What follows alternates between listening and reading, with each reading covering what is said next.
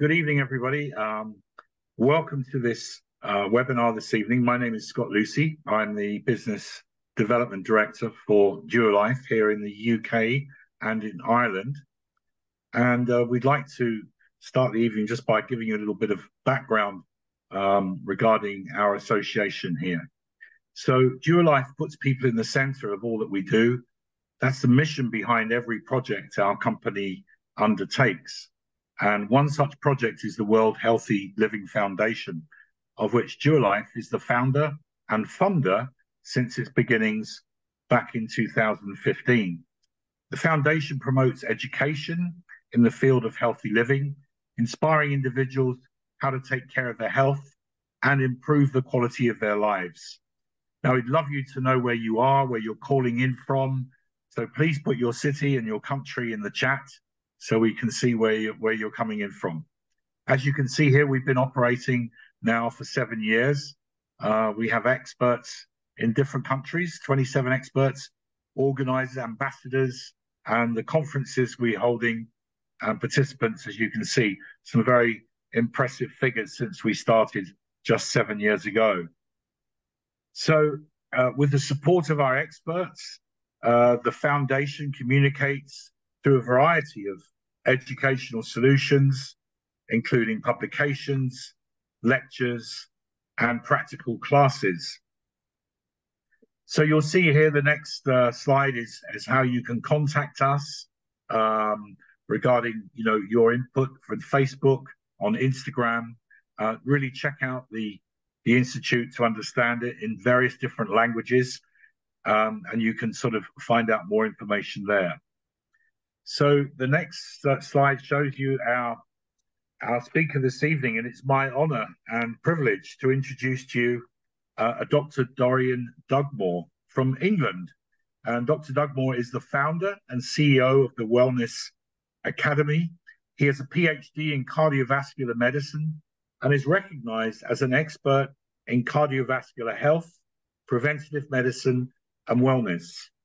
During his career, he's played and then coached football internationally, ran 26 marathons, was program director of the world-famous Toronto Rehabilitation Center for recovering heart patients. He built the award-winning Adidas Corporate Wellness Program and the Fit to Manage program for the football managers, and served as the nucleus for sport cardiology in Europe. His wellness programs have received national and international acclaim. Please welcome Dr. Dorian Dugmore. Over to you, sir. Thank you very much, Scott. It's a real pleasure to be chatting to everybody this evening. Before we start, the presentation today will be an overview of the various topics that we hope to cover over the coming months. And so really what we're doing this evening is presenting an overview of the various areas that we'll focus on in the future. So Younger Next Year is the theme that we've used to describe the whole approach to these presentations and webinars. And obviously trying to be Younger Next Year isn't just about reversing the biological process around your body, but it's actually about adding quality and years to your life so that you can increase your physical and mental abilities and take those through the age range continuum. So to kick off, there is a new area of medicine. Well, it's not really new, but epigenetics is focusing on the new science of aging and the gene, the human genome. And there are three things that genome is influenced by. The first one is genetics, and that's what your parents have given you, and you can't really change that. But the other two areas, the one of the mind and the one of behavior, you can change. So the mind is all about managing yourself, managing your health, and particularly a focus on the brain. And behavior is about lifestyle and what you do in terms of how you run your lifestyle, how you manage your lifestyle, how you look after your health is very, very important. Numbers 2 and 3 we can do a lot about. What we can't do a lot about is genetics. We can't choose our mother and father, but the other two are certainly quite influential in terms of change. So there we are, the heart and the mind. Well, the two of them speak to each other regularly. There's an area in California in the States, the Heart Math Institute, that says at times the heart is responsible for actually sending as much as 80% more messages back to the mind, as well as the other way around. So the two have to work in harmony to really focus on health and well-being. And key areas that relate to mental health in particular are the areas of stress, mindfulness, your ability to chill and relax your mind. And happiness, we'll talk a little bit about as we go through the presentation, is a new area of focus on health and well-being. So as we age, there are two brains on the screen as you look at the screen there. The one at the top is a 30-year-old brain, and the one at the bottom is actually a 75-plus-year-old brain, and one that has actually suffered a little from dementia and Alzheimer's. And you can see what's happened to the matrix of the brain.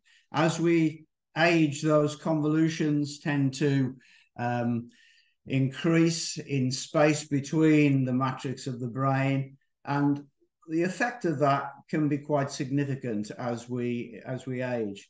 For example, at 75 years of age, it probably takes you twice as long to interpret auditory information as it would do in your late 20s and early 30s. So the brain is a very, very important part of our well-being. And, 70% plus of the brain is water. And so if we forget everything else that we're hearing tonight, then drinking plenty of water is really, really quite critical and makes a huge difference.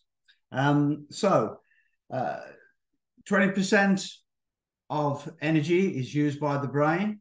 It's only 2% of our body weight, as listed there on the slide. Over 70% is water. And the brain has millions and millions of neurons or nerve cells. And those nerve cells interact with each other and connect with each other, zillions and zillions of times throughout the day. So in terms of aging, two concepts of aging really, chronological age versus physiological age. And those two elements are very, very different. Chronological age is just your age in years, but physiological age is the condition and age of systems within the body.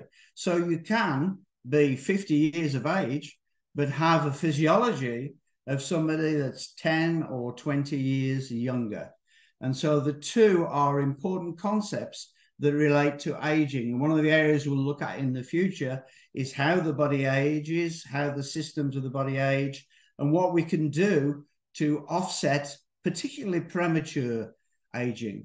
And key areas relating to that are your DNA, those chromosomes that those guides that you've got from your parents. And in those chromosomes, at the end of them, there is an area called telomeres. And they're like the plastic parts or plastic bits at the end of a bootlace. And as we age, those telomeres shorten and shorten and represent a real reflection of aging. But we can do a lot to stop that happening in a very rapid way. And part of that, a big part of that, is managing our lifestyle. And one of the villains of the piece are a thing called free radicals. Oxygen travel, the easiest way to explain it, oxygen travels around your body like a couple holding hands. It's bonded. And when the bond gets broken, that produces a free radical. It's like a rogue oxygen molecule. And what then happens is that rogue oxygen molecule goes around the body and tries to break up other partnerships, hence the name free radicals. And the damage that they can cause are significant. And so they're implicated in things like heart disease and cancer, diabetes. They're a monster that can actually go wild within the body. So trying to stop those happening is very, very important. And that's why a thing called antioxidants have a major, major role in setting off the damage that free radicals can cause. But certainly bad fats in particular can precipitate the further development of free radicals. And so looking after ourselves in terms of what we eat is so important. Just currently, there's a lot of research now on the area of happiness. And if you go into any bookstore, you'll see quite a few books now looking at happiness and how important that is in terms of our emotional management, our health and our well-being, and being in a happy place where we're really enjoying our life. And those two curves there, you can see, change quite dramatically from early ages, particularly childhood under the age of 10, when there's little responsibility. Life is a great big exploration. It's just very often an enjoyable period in our lives. Then as we move through to adolescence and young adulthood, then there are some physical challenges. Certainly in the world of sport, a world that I've been heavily attached to, as Scott said earlier, you can see that physically developed people can do very, very well in sport, whereas the late developer can sometimes take a longer time, and that can provide its challenges. The same can happen in terms of peer groups and maturation, and so there can be great aspects happening there. The world's your oyster, but also lots of challenges. Then when we move into adulthood, then the middle years, there's a thing called mortgages and challenges and career aspirations, and very often that can represent a time of pressure. And then into the senior years, you can see the curves tend to go up again, and they can really promote happiness to a more significant extent. Very often people in that stage of their lives just realize it is what it is. They've got where they want to get, and now they can actually step back a little bit maybe and enjoy the quality of their lives and feel more at ease with themselves. And you can see from the curves there, areas like Scandinavia in particular have very, very high scores of happiness from the research that's been presented. And that is to do very often with social structure together with their approach to life, of course. So happiness is a key factor. One of the other key areas we're going to look at in the future, and a very, very topical area, is the area of stress. And you can see a typical bell curve there of stress. And too little stress actually is bad for your health as much as too much stress. And the optimum area is that area right at the top of the bell curve. It's a very famous researcher called Dr. Christian Pickard, she says that we've probably all got 15 or 16 stress-resistant factors. Work will use 8 or 9 of them. Family challenges may get you to use another 3 or 4 of them. And you've got 2 or 3 of those factors still in reserve. But if significant events happen, maybe divorce, maybe the loss of a loved one, together with problems at work and career problems, then suddenly we run out of those stress-resistant factors. And that's when we tip over the edge to the right-hand side of the bell curve. We become more anxious, become more angry. There's a thing called burnout that occurs. And the chemistry of stress can have quite a significant negative impact on our lifestyles and can result in ill health and breakdown. So getting right in the middle is the ideal area to be. So personal resilience, often termed mental toughness, is how we actually manage to cope with the stresses that come along in our lives. Resilience helps us to look after ourselves when times get tough and teaches us to have an ability as a coper, and that's so important. It's like building a capacity to avoid failure. And so personal resilience is very, very important. And it's particularly important in the key areas of business and in sport. because very often there will be challenges.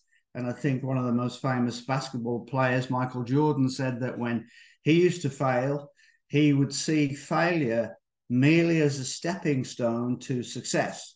Whereas people that tend to see failure as an end in itself are the ones that really switch over to that right-hand side of the bell curve, get really, really stressed, and end up with ill health. So peak performance is about optimizing our physical health. It's about managing the stresses that come along and dealing with them effectively. It's about building resilience so that we're able to cope with those stresses and pressures, and that will help us lead towards optimizing our performance and reaching our peak. And so important. And we'll talk a lot about that in the forthcoming webinars on how we can actually help to optimize peak performance. Exercise. Exercise is clearly the new medicine. And now people that don't exercise can run a significant risk of premature disease. There was a very famous politician that said decades and decades ago, Edward Stanley, if you can't make time for exercise, you better start to make time for disease. And so exercise has a very, very protective effect on our body systems. But the interesting thing about exercise is that you can't put on deposit what you were as a great athlete 3 or 4 years ago, 10 years ago. You lose the effects of exercise very, very quickly. So let's say strength, muscular strength. If you stop developing your body's muscular endurance and strength, then you can lose the gains you've made in as little as 3 to 4 weeks. And certainly in 2 to 3 months, you'll have lost a significant amount of the value of muscular endurance and muscular strength. So as we age, then we need to look after that component of exercise, very, very well. And beyond the age of 40, for example, we can lose 1 to 2% of muscle mass every year. So as we age, it becomes very, very important to keep our muscular condition in really good shape. Equally so, it's important to look after our cardiovascular condition. And the heart, that's the pump of life, is a very, very important component. And that will give us our energy, that a thing called our aerobic capacity, to make sure that we've got energy to last throughout our lives. But we lose the benefits of exercise very, very quickly. So it's like your current account. You can't put on deposit what you were as a fit person 10 years ago. So I always have a little bit of fun when I talk to people about exercise.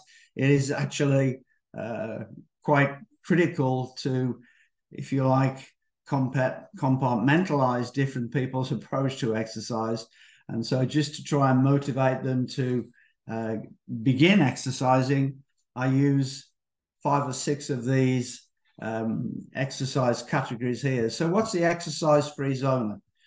That's the person that when they feel the need for exercise coming on, they lie down till it goes away.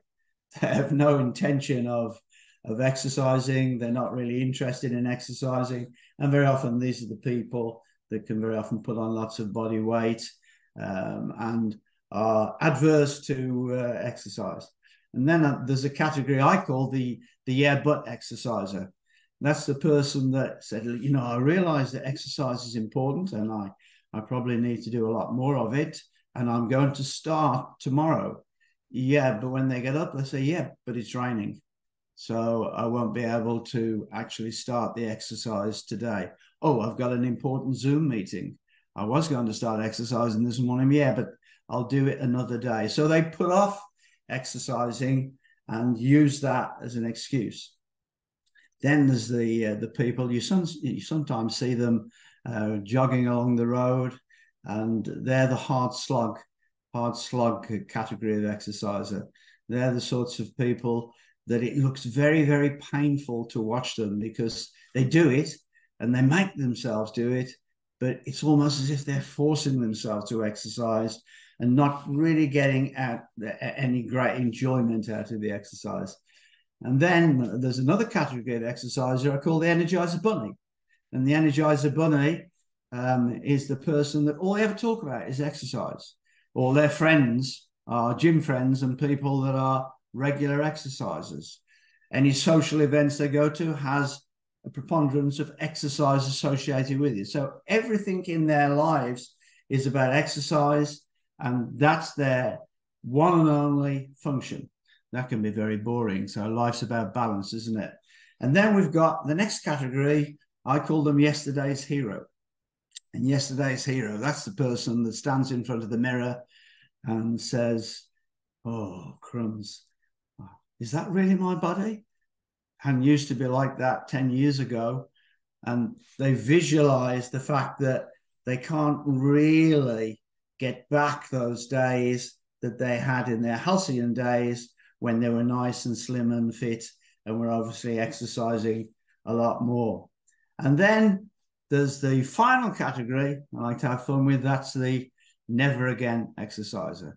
They've had a bad experience with a personal trainer. They've hurt themselves when they're exercising, and it's taken weeks and months to recover. And they are totally against exercise. So I have lots of fun when I talk to people about exercise and try and categorize them into one of those 6 categories. And what we really need to do is to try and help them move away from not bothering to exercise, but make it fun, make it enjoyable, and make it really a menu for life that they're actually going to keep up with when they're exercising. And of course, another key area we'll look at in the future is the whole area of nutrition. And obviously Duolife and all of the fabulous supplements that are produced through the company really complement the whole area of making sure our nutrition and our energy in is good energy. And looking at the screen there are 1 or 2 superfoods. I was reading some research recently that said broccoli in particular, if you have a significant portion of broccoli every week, that helps offset the gene that's associated in men with prostate cancer. And so deep green vegetables like broccoli are mega powerful. And then on the bottom of the screen there, you can see the blueberries, and they're considered a superfood. I was at a presentation yesterday saying just how important blueberries are in terms of their antioxidant value and fighting away those free radicals. And you can see in the middle there probably something that everybody likes at some time in their life, and lots of it, and that's chocolate.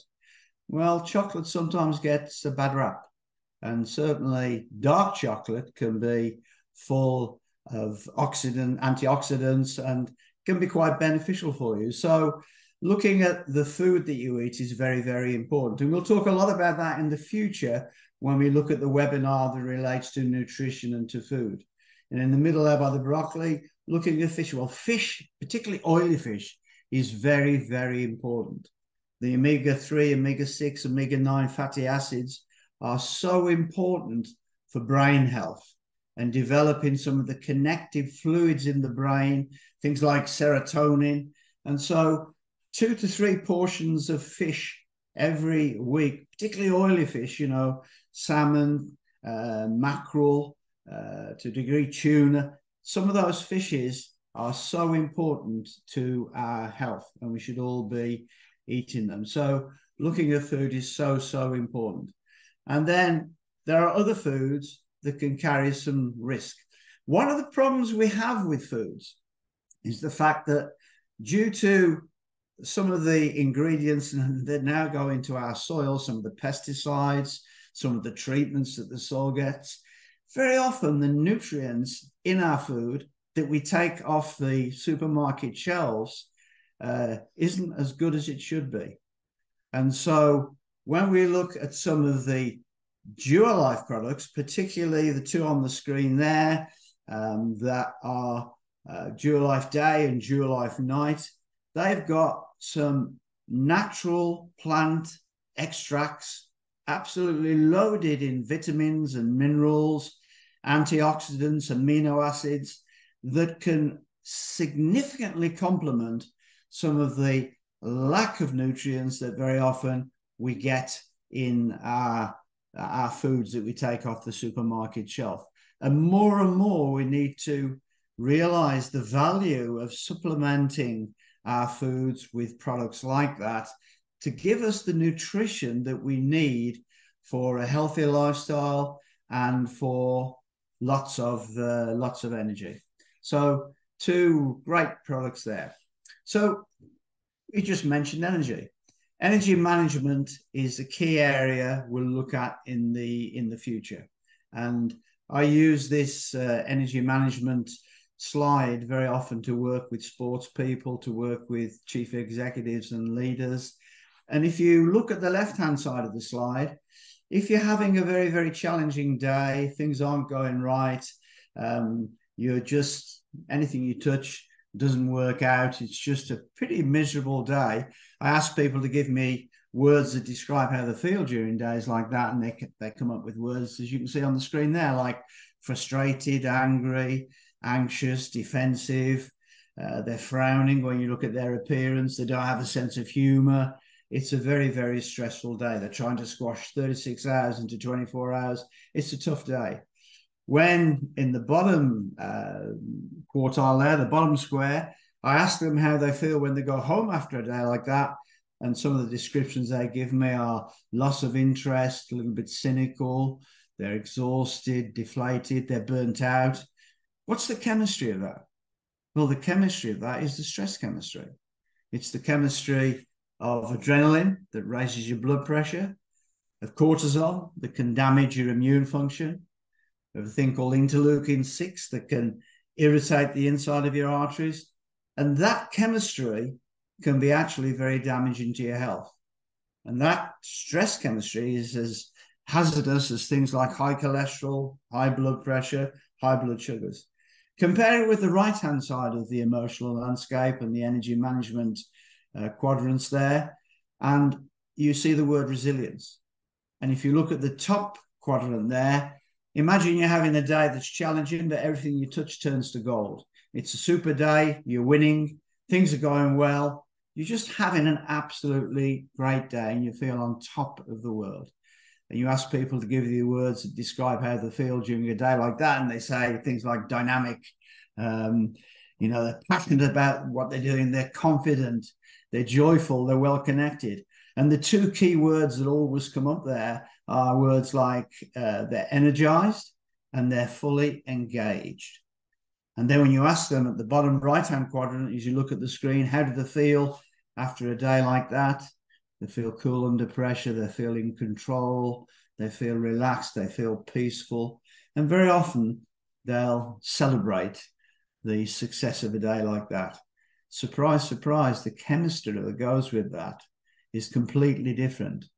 It's the endorphin chemistry. It's things like DHEA, the anti-aging chemical, serotonin, the brain connector, oxytocin, the love chemical, all produced on the right-hand side of those 4 quadrants there.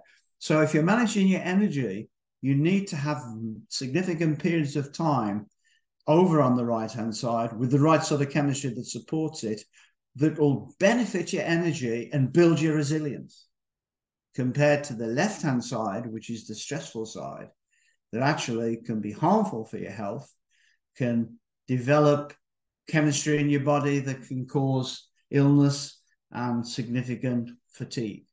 And so when we look at energy management in the future, we'll spend quite a bit of time looking at how we best actually accommodate improving our energy. So important. Another key webinar that we'll look at is a thing called Know Your Numbers, protecting your most important assets. And those numbers are all about managing risk, because there's a certain risk profile that you need to know that will affect your health and well-being in the future. My background very much is, as Scott said earlier, is in looking after people's hearts. And as we look at the screen there on the left-hand side of the heart, those are your coronary arteries. That's your lifeline. They're 1/4 of an inch in diameter, and they've got with them a tributary circulation that needs to be developed. It's called your collateral circulation, and enhanced as you go through life. Certainly in the younger years and adolescence and younger adulthood. So important. That heart there is not a particularly healthy heart, because you can see it's got 3 or 4 main vessels there, your coronary arteries, but they've got very few tributary arteries attached to them.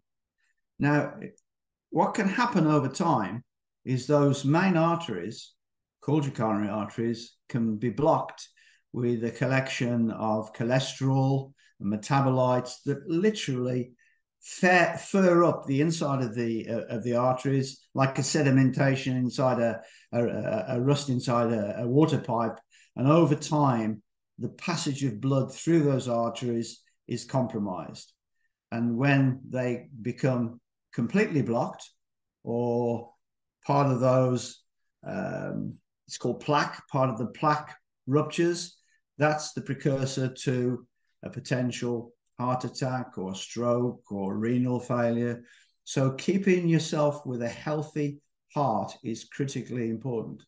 So if you go back and you look at that heart on the left-hand side of the screen, if it had a lot of tributary circulation, that could be the difference between surviving a heart attack and not surviving a heart attack. Because those main coronary arteries are like your A roads. And the tributary circulation and the smaller vessels are your B roads. And if you have lots of B roads, if there is a blockage, there can be a chance that the oxygen-rich blood that needs to flow around the heart muscle can get past the blockage and help you survive. Whereas a heart like that one would have a lower chance of success. So there are key numbers that you need to know. You need to know the 5 subfractions of your cholesterol. You need to know your blood pressure. You need to know your blood glucose and your blood sugars. You need obviously to know your blood pressure. So important. And there are more and more new numbers that are coming out, like homocysteine, C-reactive protein. They're all key numbers that we can get to know that can reflect risk or the reduction of risk and the health of our heart. So knowing key numbers and looking at a healthy heart is so important. And I think the next webinar we're doing is called Heart of the Matter. And we'll look in far more detail at those numbers and what you need. So important. So heart health, very important. Another key important area is the whole area of travel. And when we're traveling, it's so critical that we do so in a safe and effective manner. And crossing over time zones can have its own challenges. Being seated for long periods of time can have a significant challenge. And that's why when you're traveling any distance in particular, you should wear flight socks that actually support your venous return. Venous return is referring to blood returning to your heart up against gravity and getting to your right heart so that it can go to your lungs and pick up fresh oxygen.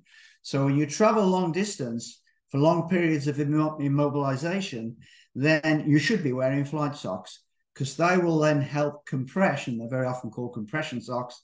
They'll help compress the musculature around the veins and help to move that blood up against gravity and get it to return to your heart.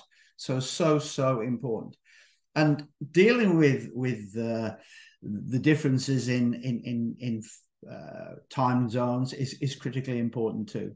We need to realize that as soon as we can, getting in the presence of sunlight and vitamin D will help promote acclimatization as we travel. If we know there's going to be a major time difference between areas we're traveling to, then getting prepared to the time zones in that area is also very, very important to allow a better and quicker acclimatization to a different different time zones. So we'll look a lot about travel and what you really need to do. Hydration is absolutely critical. And when we talk about hydration, it's very, very important. One of the areas we'll look at in the future is the whole area of water. And water is the elixir of life. 70, 80% plus of our blood is water. As we saw, 73% of our brain is water. And so drinking lots of water is very, very important. Unfortunately, in modern day times, electrical frequencies, effects from our telephones, from computers, from TV screens, they can affect the frequency and the passage of water through the cell membrane into the cells of the body themselves. And there's some very, very exciting research now that has come out to show that there's a thing called structured water, that in dealing in a certain way with water, we can optimize the ability of that water through shining a specific light on that water to perfuse through the cell wall. And so hydration and the right quality of water is very, very important. And it's particularly important when you're flying, to keep yourself hydrated. So what do the airlines do? Well, they always serve alcohol. My advice is drink plenty of water if you are going to enjoy a glass of alcohol when you travel. I'm not saying don't do it, but what I am saying is make sure that you keep yourself well hydrated. So I have the privilege of working very closely with one of the former USA Olympic team doctors, Lee Rice, who runs the Life Wellness Institute in San Diego. And this is his comment, which I've stolen from him. 80% of us die prematurely due to disease.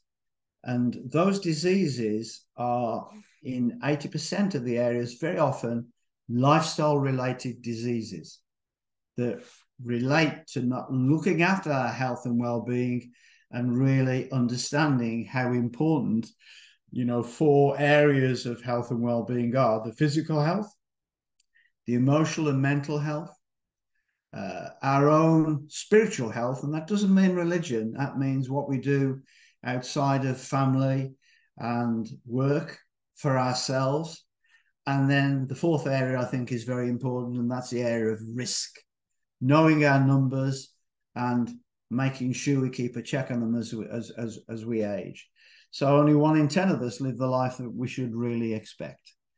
But we can do an awful lot about changing that whole context by taking care of our health and well-being. So what sort of behaviors are we looking at coming towards an end now? Well, we're looking at regular exercise. So important. Does it have to hurt? No, it doesn't. But the right type of exercise for the right condition of people and the right ages as people go through the age range continuum is very, very important. And there are different focuses on the whole exercise paradigm as we age to maximize our health. And we'll have a complete webinar on exercise, its value, the types of exercise, and hopefully we'll be able to help people support the benefits of exercise. And of course, having the right supplementation, particularly when we exercise, both during and following recovery, is critically important. So that leads us on to nutrition. What we put into our bodies very often affects the energy production that happens and what we then get out of our bodies. And so having the right nutrition to benefit things like exercise, to benefit lifestyle, to really benefit our sleep in particular is so important, which is the next one. What people don't realize is that during sleep, our cells repair. And so that's the time when we get cell regeneration. It's the time when we get chance to really recover from the day. Our brains are washed with cerebral fluid during this sleep phase. And so looking after ourselves as we sleep is critically important as well. And we'll have a webinar that looks specifically at sleep. Stress we've mentioned, and we'll look in detail in the future on helping to manage stress in our lives, techniques of dealing with stress, as well as building resilience, critically important. And both of those relate to having the right attitude for emotional management and being able to balance emotional and lifestyle management together so we can optimize our health and well-being. So they're critical behaviors we'll look at our webinars in the future. The whole idea behind this system of webinars is to actually help us really understand our health and well-being and optimize it to the best possible end result. So, coming towards the end now, give yourself permission to change. Don't limit yourself. Don't think that you can't do things. You know, sort of not get rid of the word can't, but think of can, and how can I try to do things maybe more gradually as I age, but don't limit yourself to actually change your lifestyle. So important. And I like to finish with this statement. Remember, one of the key goals in life is to die young as late as possible. And that's reversing very often some of the biological processes that happen as we age. They're not all necessary, and we can make a significant difference by managing our health and well-being and putting the right things into our bodies. So important. So thank you very much for listening to me. I hope that I've given you some nuggets of wellness that you can take away. I hope you'll join us for future webinars, and hopefully that will really optimize what we do with our healthy lifestyles. Thank you so much for listening to me.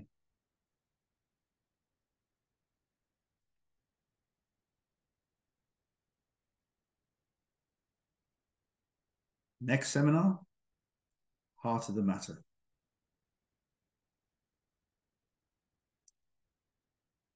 Yeah, very interesting. Well, thank you, Dr. Dugmore. It was a very, very interesting presentation this evening. We really do thank you for joining us this evening, and I hope you've all enjoyed listening to Dr. Dugmore. We're looking forward to welcoming you back again, as you can see, on the 14th of December for his next presentation. It's called The Heart of the Matter. So please join us then. And until then, we look forward to welcome you to our other events in the next few weeks ahead. So good evening. Take care. Bye-bye.